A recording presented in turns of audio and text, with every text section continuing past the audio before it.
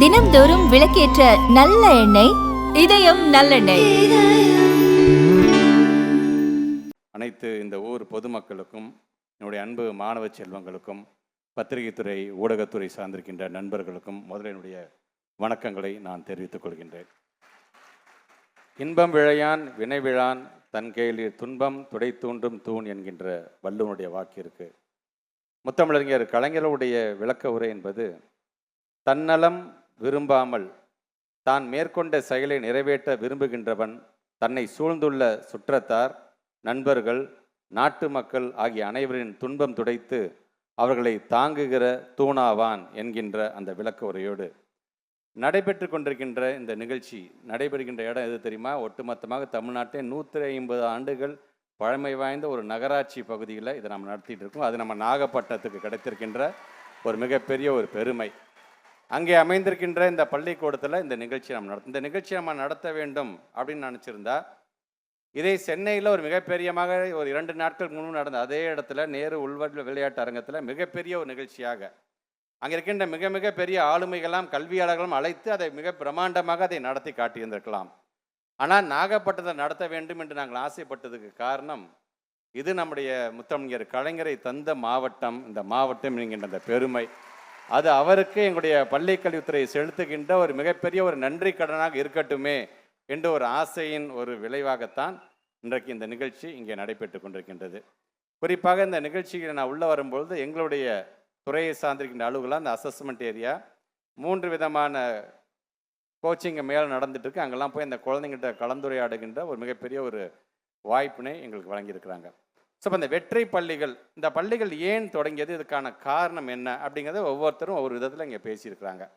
குறிப்பாக ஒரு மாவட்டத்துக்கு ஒரே ஒரு மாடல் ஸ்கூல் மட்டும் இருந்து அதில் சில குழந்தைங்களை நாங்கள் சேர்த்து அவங்கள ப்ரீமியம் இன்ஸ்டியூஷன்ஸில் நாங்கள் சேர்த்துட்டு இருந்தோம். அப்போ மற்றவங்க அந்த எண்ணம் எப்படி இருக்குது, அப்போ ஏன் எங்கள் பிள்ளை நல்லா படிக்காதா, 8ஆம் வரைக்கும் சுமாராக படிச்சிருப்பான், 9ஆவது நல்லா தான் படிச்சிருப்பான், என் பிள்ளைக்கு இந்த வாய்ப்பு கிடைக்கக்கூடாதா என்று சில பேர் நினைத்திருக்கலாம். சட்டமன்றத்தில் இது சார்ந்து கூட கேள்வியும் கேட்கப்பட்டது. ஸோ அதற்காகத்தான் இன்றைக்கி தமிழ்நாட்டுடைய முதலமைச்சர் ஸ்டூடெண்ட்ஸை பொறுத்தவரை டிஸ்கிரிமினேஷன் இருக்கக்கூடாது, நமக்கு எல்லா பிள்ளைங்க ஒன்று தான்.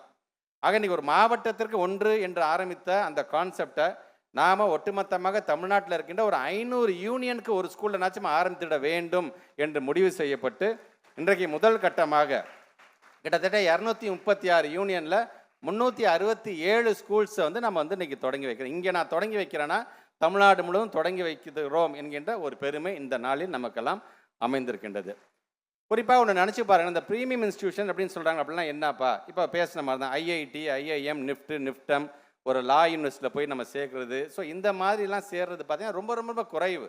அது அரசு பள்ளியை சார்ந்த மாணவர்கள் 1 பேர் 2 பேர் சேர்ந்தாங்கன்னா பெரிய விஷயம். நிறையா தனியார் பள்ளியை சார்ந்த பிள்ளைங்களுக்கு தான் அந்த வாய்ப்பே கிடைக்கும். ஏன்னா அங்கே தான் அதுக்கான கோச்சிங்லாம் இருந்தது.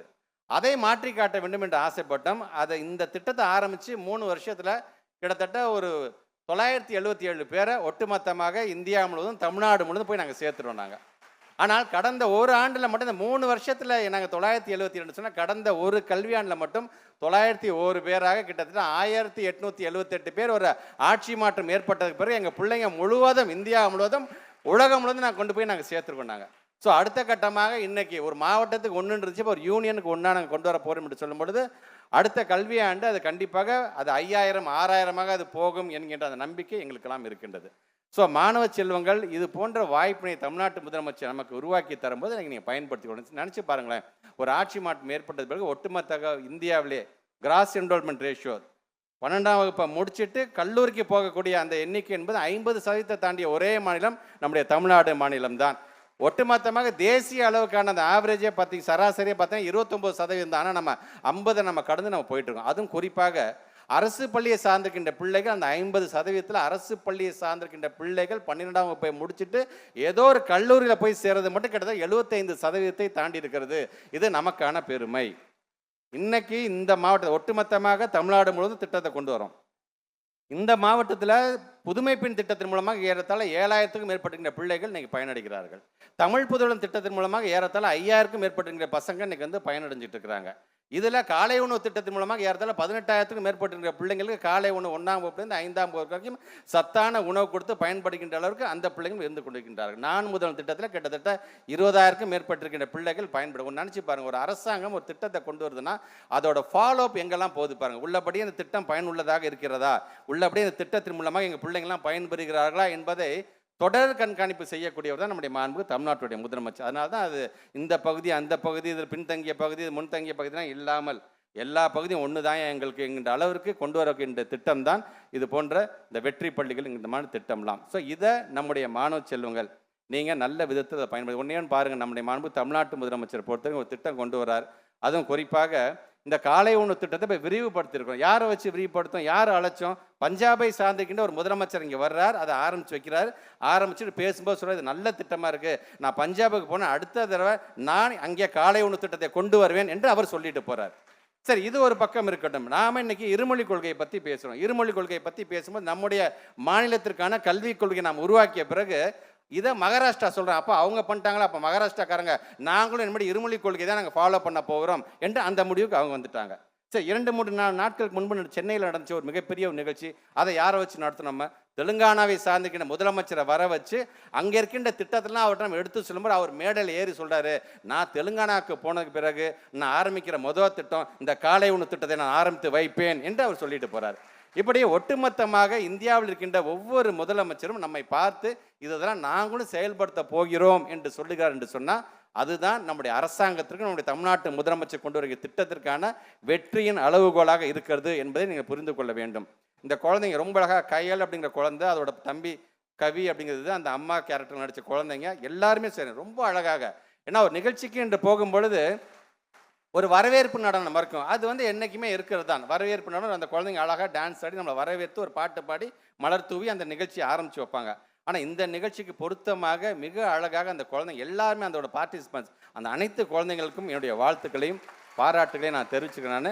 நாங்கள் உள்ளே வரும்போது எங்களுக்கான அந்த என்சிசி சல்யூட் அடித்து எங்களை அழைத்து வந்த அந்த குழந்தைங்களுக்கும் என்னுடைய வாழ்த்துக்கள் பாராட்டுகள். என்சிசி ஆஃபீஸர்ஸ், இதற்கு உறுதுணையாக இவர்களை தயார்படுத்திய எங்களுடைய பெருமதிப்புக்குரிய ஆசிரியர் பெருமக்களுக்கும் என்னுடைய வாழ்த்துக்களை நாங்கள் தெரிவிச்சுக்கிறோம். நம்மளுடைய மாநிலத்திற்கான கல்விக் கொள்கையில் முதல் அத்தியாயத்திலே நாம் எதை பற்றி சொல்லியிருக்கிறோம்னா இந்த வெற்றி பள்ளிகளை பற்றி சொல்லியிருக்கோம். இது ஒரு சாராருக்கு மட்டுமல்ல, ஒட்டுமொத்தமாக சமமாக இந்த கல்வி அனைவருக்கும் சென்றடைய வேண்டும் என்கின்ற விதத்தில் நாங்கள் உருவாக்குகிறோம் என்று சொல்லி இன்றைக்கி இந்த கட்டத்துக்கு நாங்கள் வந்துட்டோம். இன்னும் வருங்காலத்தில் ஒட்டுமொத்தமாக நம்முடைய தமிழ்நாட்டில் இருக்கின்ற அனைத்து பள்ளிகளையும் வெற்றி பள்ளிகளாக மாற்றக்கூடிய திட்டத்தை கண்டிப்பாக செயல்படுத்துவார் நம்முடைய தமிழ்நாட்டுடைய முதலமைச்சர் என்கின்ற அந்த பெருமை எனக்கு இருக்கின்றது. அந்த சொன்னேன் பார்த்தீங்கன்னா 1878 பிள்ளைங்க ப்ரீமியம் இன்ஸ்டிடியூஷன்ஸ் போயிருக்காங்க. அது இன்னொரு பெருமை என்ன தெரியுமா? அந்த 1878 பிள்ளைங்களில் 150 குழந்தைகள் மாற்றுத்திறன் கொண்ட குழந்தைகள் என்பது எங்களுக்கான பெருமை. இது பேர் தான் இன்க்ளூசிவிட்டி. யாரையும் விட்டு விடாமல் அனைவருக்கும் அந்த கல்வியை கொண்டு சேர்க்க வேண்டும் என்று ஆசைப்படுறோம். பார்த்தீங்களா, இதில் தான் எங்களுடைய பள்ளிக்கல்வித்துறையுடைய மிகப்பெரிய ஒரு வெற்றிகளாக நாங்கள் பார்க்கிறோம். வருகை தந்திருக்கின்ற குழந்தைகள் இந்த வெற்றி பள்ளிகள் மூலமாக உங்களுடைய தன்மானத்தோடு யாரெல்லாம் சனிக்கிழமை நான் படிக்க நான் தயாராக இருக்கேன் சார், நான் என்னை மேம்படுத்த தயாராக இருக்கேன், இந்த குழந்தைங்க பார்த்தாங்களே, இது சும்மா நாங்கள் எக்ஸாஜரேட் பண்ணல. பின்னாடி ஒரு ஏழ்மையான ஒரு குடும்பத்திலேருந்து வரக்கூடிய அந்த ஒரு வீடை காமிச்சு அந்த குழந்தைங்க இது இன்னமும் தமிழ்நாட்டில் சில மூல முடுக்கில் இப்படி தான் சூழ்நிலை இருக்கிறது. தாங்க போய் வேலைக்கு போனாதான்ப்பா அந்த பிள்ளைங்களை கரை சேர்க்க முடியும் என்கிற நிலைமை இன்னும் இருந்து கொண்டு தான் இருக்கிறது. ஆனால் அந்த பிள்ளைங்கள்லேருந்து ஏன் ஒரு அப்துல் கலாம் வரக்கூடாதா? ஏன் அந்த பிள்ளைங்கலேருந்து ஐஎஸ்ஆரோட டைரக்டர் ஒருத்தர் வரக்கூடாதா? ஏன் அந்த பிள்ளைங்கலேருந்து ஒரு மிகப்பெரிய ஒரு மருத்துவர் வந்துடக்கூடாதா? ஒரு சயின்டிஸ்ட் வந்துடக்கூடாதா என்ற ஒரு ஏக்கம் ஒரு முதலமைச்சர் இருக்குது தெரியுமா? அதை நிரூபித்து காக்கக்கூடிய ஒரு திட்டம் தான் இந்த வெற்றி பள்ளிகள் என்கின்ற ஒரு மிக பெருமையான இந்த ஒரு திட்டம். இதை இந்த நாகப்பட்டினத்தில் ஆரம்பித்ததை நாங்கள் எங்களுடைய மிகப்பெரிய ஒரு பெருமையாக பேராக கருதுகின்றோம். அதே போன்று ஒரு 2 நாட்களுக்கு முன்னாடிய பிள்ளைகள்லாம் எங்கெங்கெல்லாம் சாதிச்சாங்க, அந்த பிள்ளைங்களாம் அந்த மேடை ஏறி தங்களுடைய அனுபவத்தெலாம் சொன்னாங்க. பார்த்தீங்களா, அந்த ஒட்டுமொத்தமாக அந்த நிகழ்ச்சியை ஏற்பாடு செய்த நம்முடைய சுதன் சாருக்கும் நம்முடைய கண்ணப்பன் சாருக்கும் இந்த இடத்துல இருந்து என்னுடைய நன்றிகளையும் வாழ்த்துக்களையும் பாராட்டுகளையும் நான் தெரிவிக்க நான் கடமைப்பட்டுக்கிறேன். அந்த நிகழ்ச்சியோட கான்செப்டை வச்சே சொல்கிறேன், நமக்கு தடையாக இருக்க தான் செய்கிறது, இல்லை என்று சொல்லவில்லை. ஒன்றிய அரசு நமக்கு தர வேண்டிய நிதியை தர மாட்டேங்கிறார்கள். கிட்டத்தட்ட 2152 கோடி நமக்கு வர வேண்டிய, நம்முடைய பிள்ளைங்களுக்கு வர வேண்டிய 43 லட்சம் பிள்ளைகள் பயன்பெற வேண்டிய 32,000 டீச்சர்ஸ் அண்ட் நான் டீச்சிங் ஸ்டாஃப்ஸ் பயன்பெற வேண்டிய அந்த நிதியை அவங்க தராமல் இருக்கிறாங்க. சில கொள்கையெல்லாம் சொல்கிறாங்க, அதெல்லாம் ஏற்றுக்கோங்கிறாங்க. தமிழ்நாட்டு முதலமைச்சர் சொல்கிறார், நீ சொல்கிற கொள்கையை கேட்க வேண்டிய அவசியம் எனக்கு இல்லை, 2000 நீ 10,000 கோடி கொடுத்தா எனக்கு தேவையில்லை என்று சொல்லக்கூடிய முதலமைச்சரை தமிழ்நாடு பெற்றிருக்கின்றது. அந்த 2 நாட்கள் முன்பு நடந்த அந்த நிகழ்ச்சியோட கான்செப்டை வச்சே சொல்கிறேன், எங்களுடைய பிள்ளைகளுடைய கல்விக்கு தடையாக யார் வந்தாலும் சரி, தயவு செஞ்சு ஒதுங்கிக்கோங்க. எங்கள் பிள்ளைங்களாம் மேலே ஏறி வந்துக்கிட்டு இருக்கிறாங்க. நன்றி.